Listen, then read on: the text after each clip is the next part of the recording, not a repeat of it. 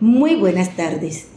Mi nombre es Jenisbeth Salazar y en esta ocasión hablaremos acerca del tema de la concepción o percepción del hombre a través de los tiempos o a través de la historia.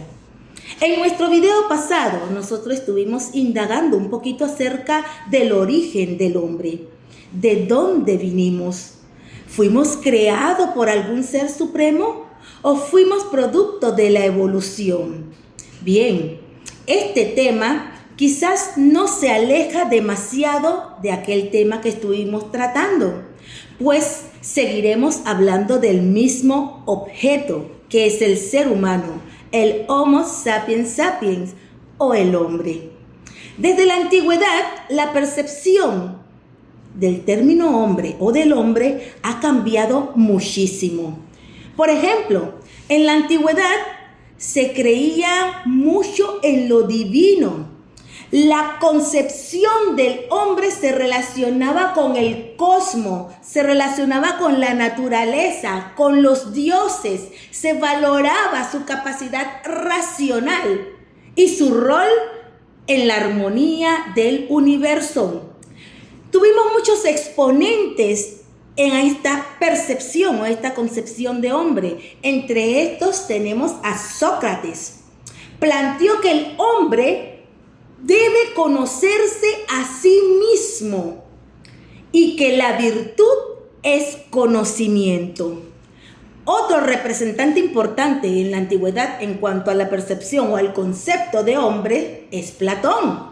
Definió al hombre como un ser compuesto de alma y cuerpo, destacando la superioridad del alma y su destino trascendental.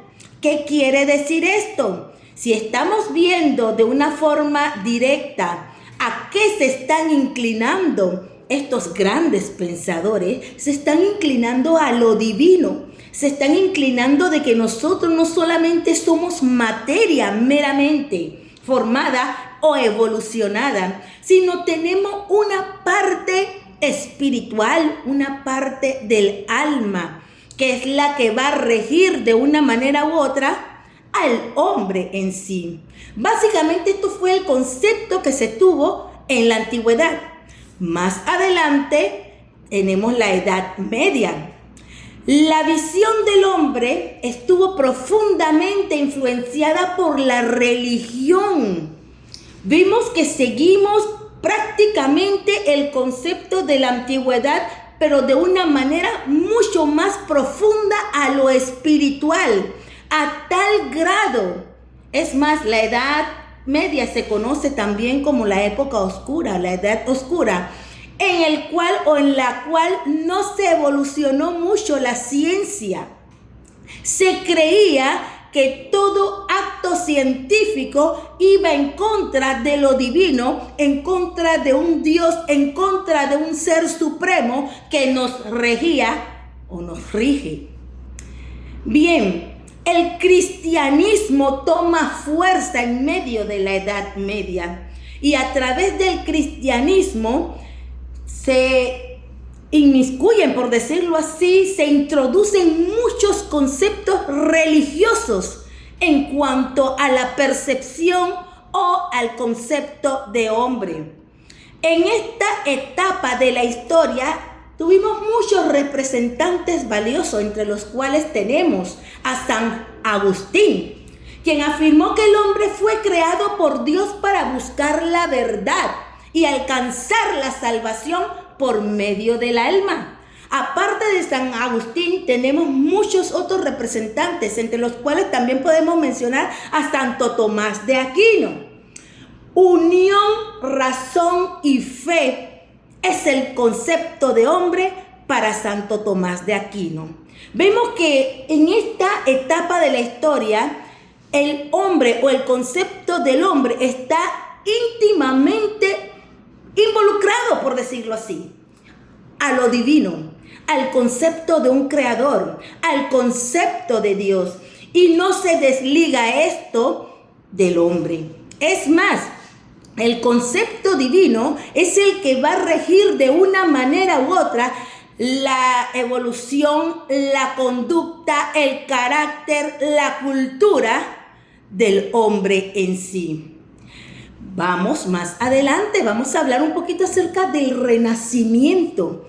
¿Qué percepción se tuvo acerca del hombre en el Renacimiento? Por ejemplo, se revaloró al hombre como el centro del universo. Ya se saca un poquito este concepto de lo divino, que básicamente para aquella época lo que hizo fue oprimir o limitar al hombre, porque no había una explicación lógica o científica al ser humano o al hombre en sí. No obstante, en el Renacimiento, como dijimos hace un momento, se revalorizó al hombre.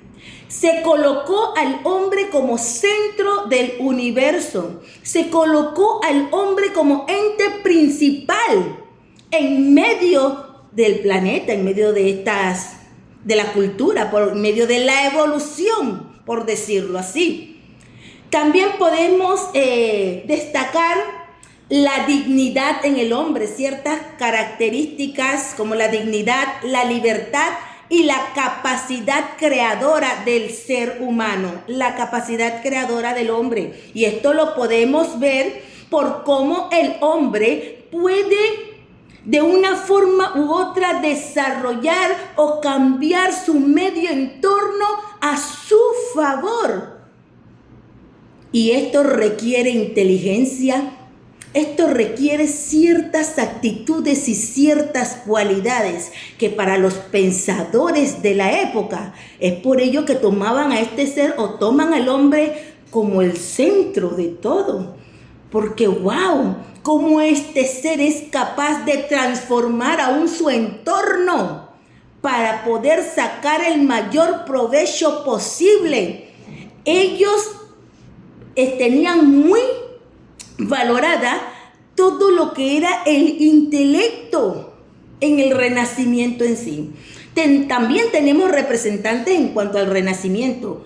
Entre los representantes más destacados podemos mencionar a Pico della Mirandola. Dice, exaltó la libertad humana en su discurso sobre la dignidad del hombre, donde el hombre elige su destino. ¿Qué quiere decir Pico della aquí? Que nosotros o el hombre no está regido por ninguna entidad divina, que el hombre mismo es capaz de elegir su destino, de crear, por decirlo así, su presente, de reacomodar su futuro, de quedar o finalizar como él lo quiere hacer. Otro digno representante del Renacimiento en cuanto al concepto del hombre es Erasmo de Rotterdam. ¿Qué dice Erasmo de Rotterdam? Defendió la educación, la libertad y la dignidad del hombre, afirmando su potencial de mejora moral y racional. Vemos que también le da un valor bien preponderante o alto al hombre como un ser moral, como un ser digno, como un ser capaz. La verdad que todo lo que es el concepto del hombre en el Renacimiento cambia rotundamente en cuanto a la antigüedad y a la Edad Media. La verdad que son temas muy interesantes y no solamente muy interesante, sino que con el transcurrir del tiempo, con el transcurrir de la época, vemos cómo se modifica este concepto de acuerdo a la cultura, de acuerdo a los pensadores que están exponiendo, de acuerdo al ambiente, de acuerdo al hombre en sí. También tenemos la edad moderna. En la edad moderna el hombre es visto como un ser racional.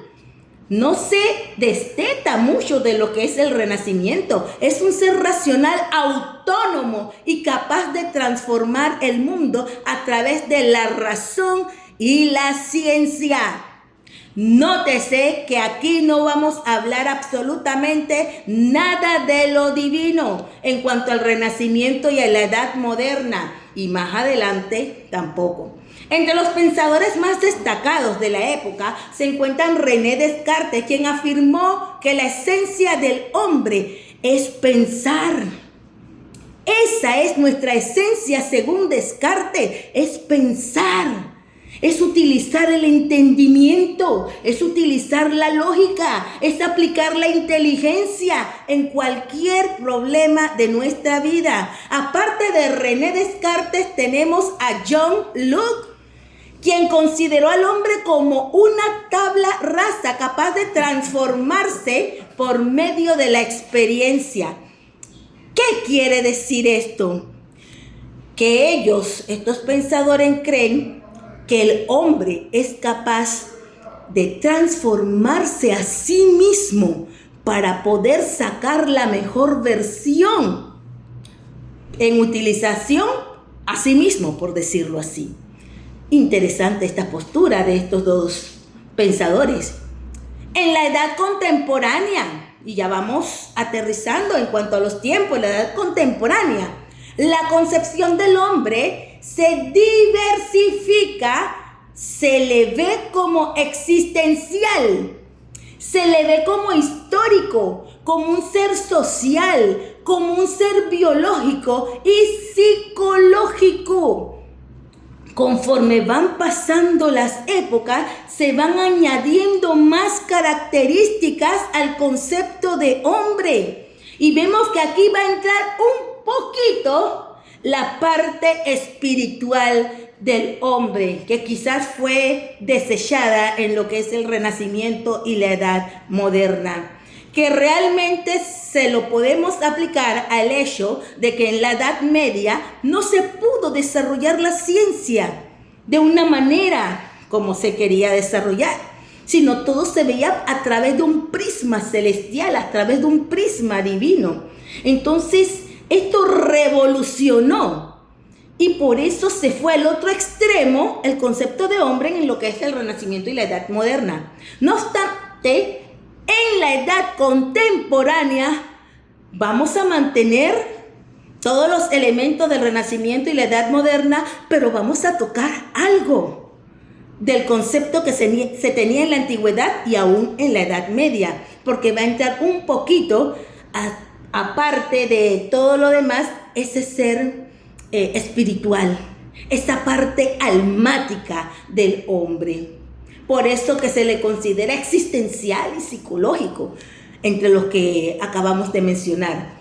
Los principales pensadores o los que abrazaron este concepto, tenemos a Karl Marx, definió al hombre como un ser social.